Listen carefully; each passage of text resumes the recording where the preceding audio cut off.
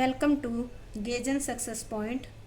आज हम करेंगे +1 अकाउंटेंसी का चैप्टर 6 जिसका नाम है अकाउंटिंग इक्वेशन।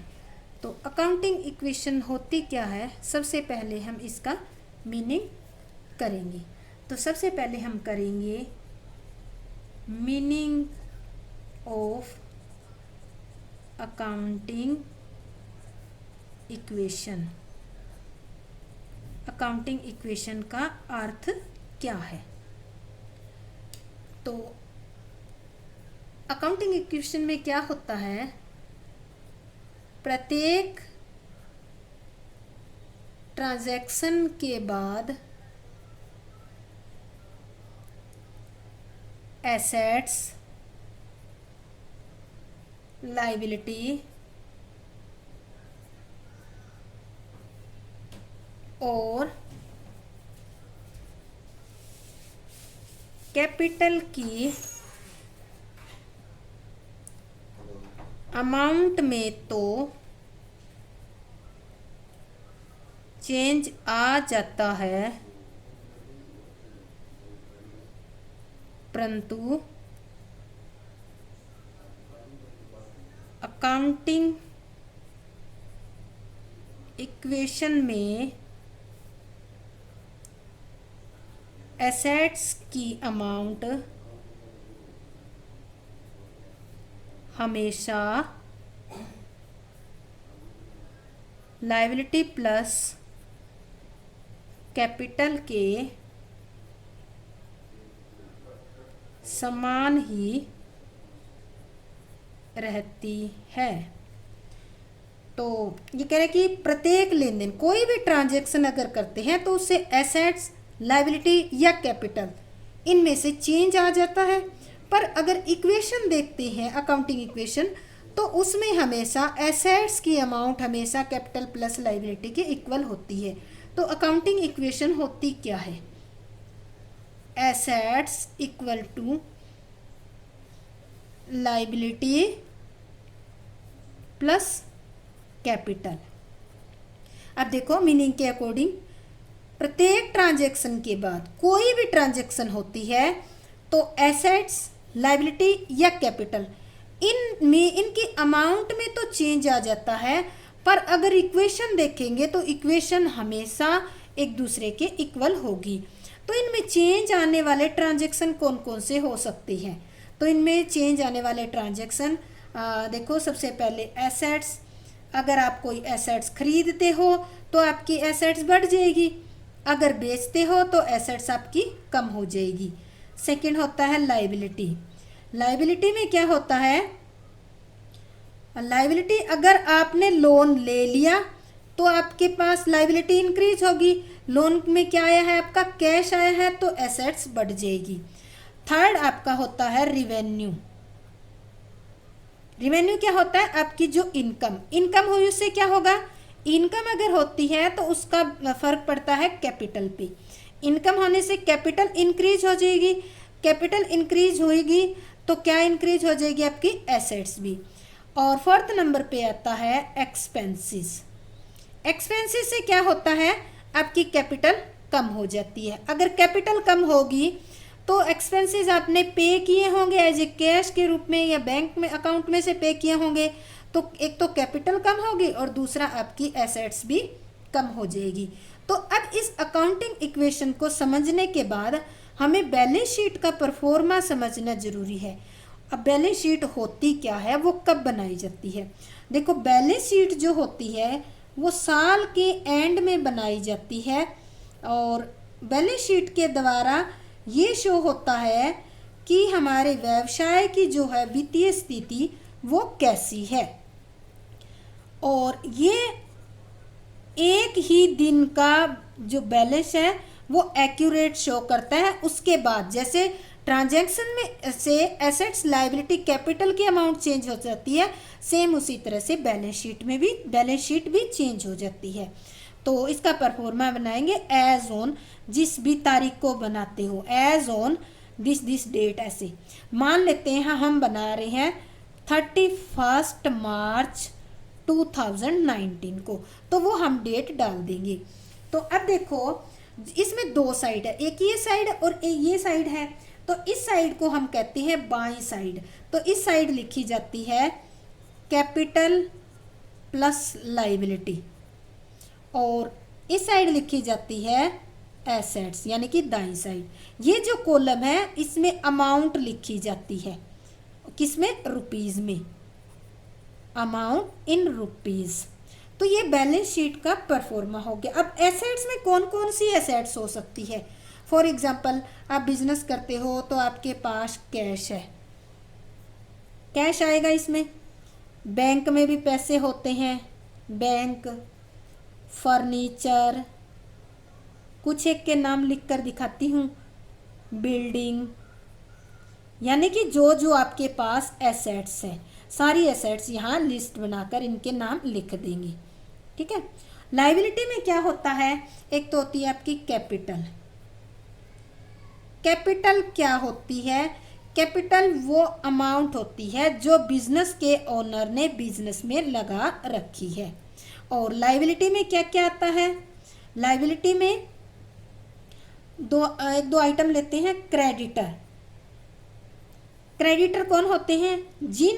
जिनसे आपके व्यवसाय ने माल उधार में खरीद रखा है उनको क्रेडिटर कहते हैं। मान लेते हैं आपके व्यवसाय ने ए पार्टी से माल खरीद रखा है तो ए आपका क्रेडिटर होगा। एक आता है बैंक ओवरड्राफ्ट। बैंक ओवरड्राफ्ट वो होता है कि हर एक बिजनेस का बैंक में करंट अकाउंट होता है। मान लेते हैं आपके बैंक में अकाउंट में 50,000 रुपये थे और इमीडिएटली आपको 60,000 रुपये का चेक काटना पड़ गया। तो आपने 60 का चेक काट दिया, जो 10,000 का एक्स्ट्रा काटा है वो आपके अकाउंट में तो था ही नहीं सॉरी। तो वो कहाँ से पैसा आएगा? बैंक आपको पे कर देगा 10,000 रुपये, वही आपका बैंक ओवरड्राफ्ट कहलाएगा।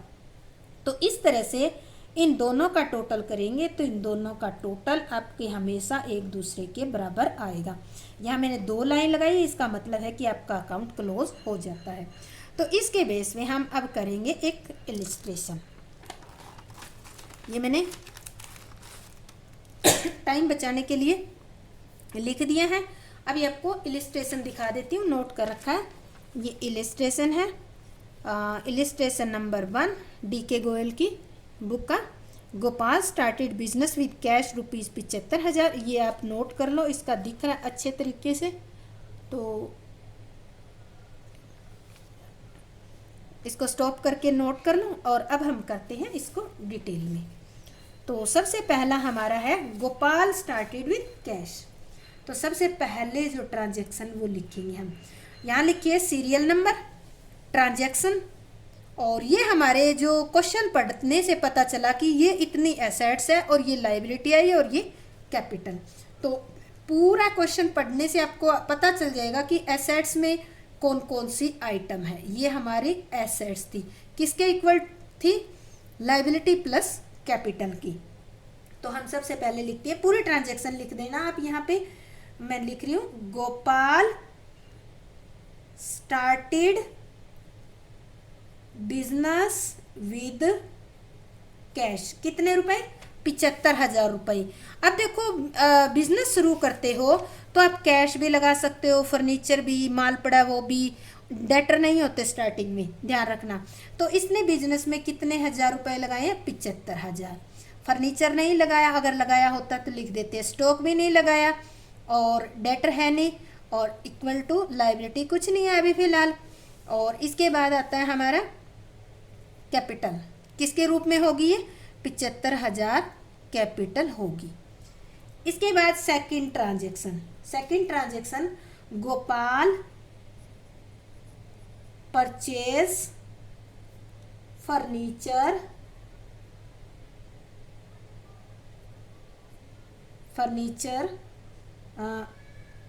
विद रुपीज, कैश में खरीदना है 5,000।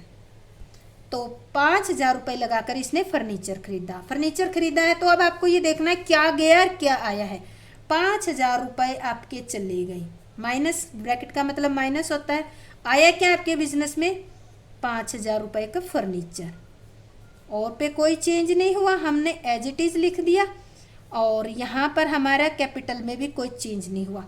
अब देखो 2 ट्रांजैक्शन हुई है, उसके बाद हम देखते हैं कि हमारी इक्वेशन पे क्या इफेक्ट आया है। देखो यहाँ कैश कितना बच गया, 75,000 में से 5,000 तो गया, 70,000 बच गया।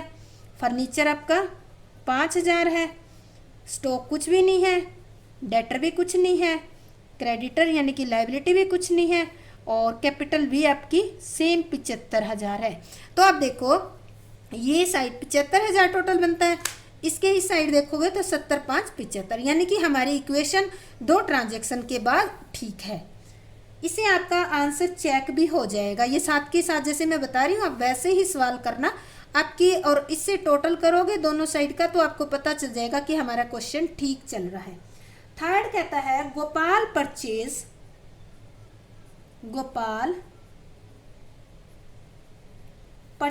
Goods for ₹20,000 in cash.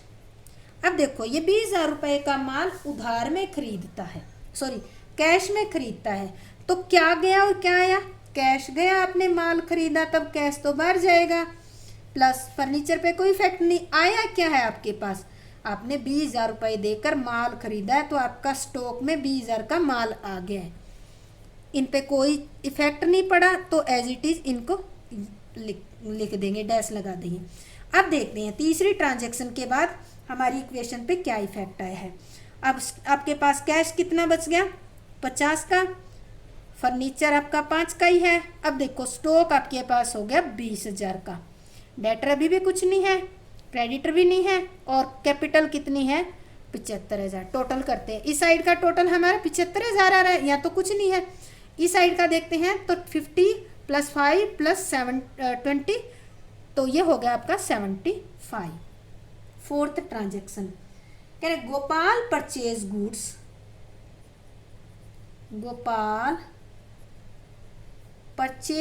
Goods on credit ₹16,000।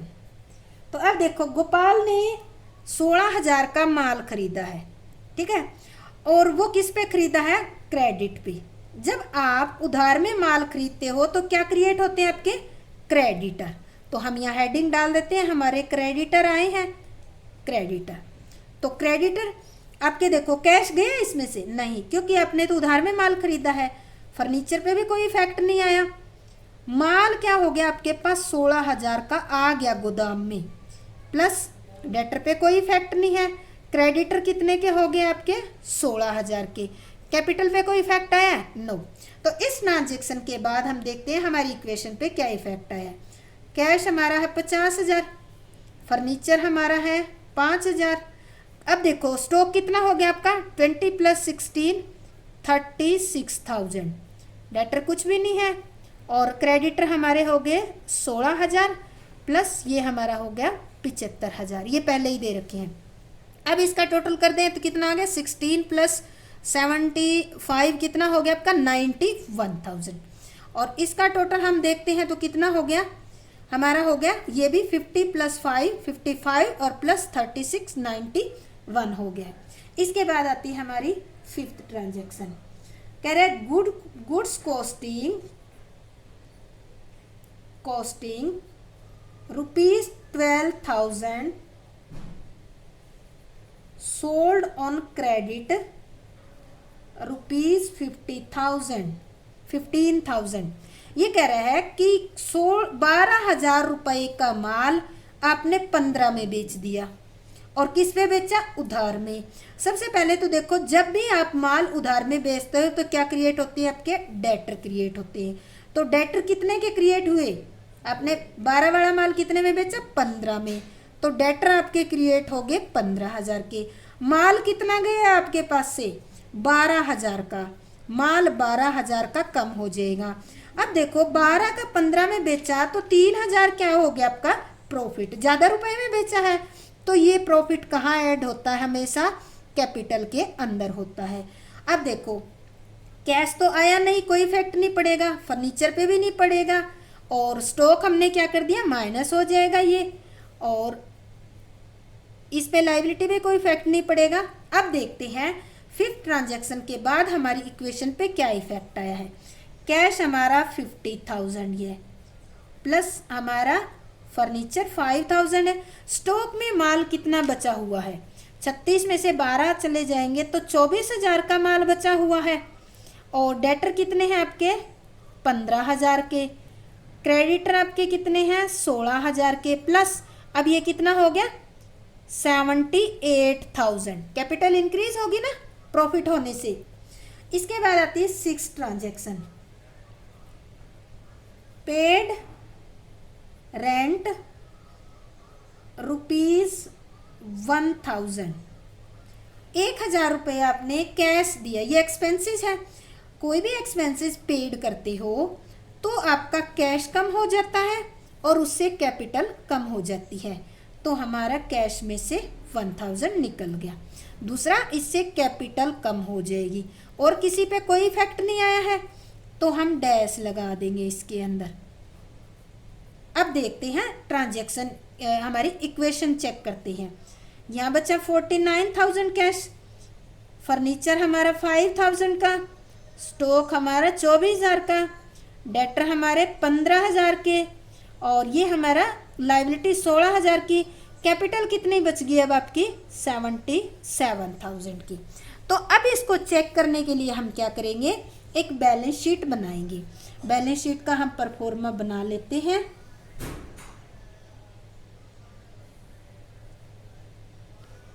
Balance sheet की दो साइड होती है, एक को हम कहते हैं एसेट्स साइड और दूसरी को कहते हैं लायबिलिटी साइड। बैलेंस शीट ये जो ऊपर हमने सम किया उसी की बना रहे हैं। एज ऑन दिस डेट हमें कुछ नहीं दे रखी, तो यहाँ पे हम लिखेंगे कैपिटल प्लस लायबिलिटी। यहाँ अमाउंट आ जाएगा इन रुपीज़ में, और यहाँ हमारी आ गई एसेट्स, और यह आ गया अमाउंट इन रुपीज़ में। तो अब देखो हमारे पास क्या क्या अमाउंट आई। सबसे पहले कैश आया हमारा 49,000, कैश 49,000 लिख दिया। उसके बाद हमारा है फर्नीचर, फर्नीचर कितना 5,000 का। इसके बाद आता है हमारा स्टॉक, जो माल खरीदा और बेचा उसमें बचा हुआ है 24,000 का। फिर उसके बाद डेटर है हमारे 15,000 के, डेटर 15,000। अब इसके बाद लायबिलिटी साइड, लायबिलिटी आपकी कितनी है, लायबिलिटीज है आपकी 16,000 की।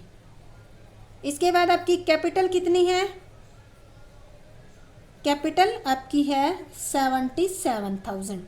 अब इन सबको हमने क्या किया, सबको लिख लिया है। अब हम क्या करेंगे, इनका टोटल करेंगे।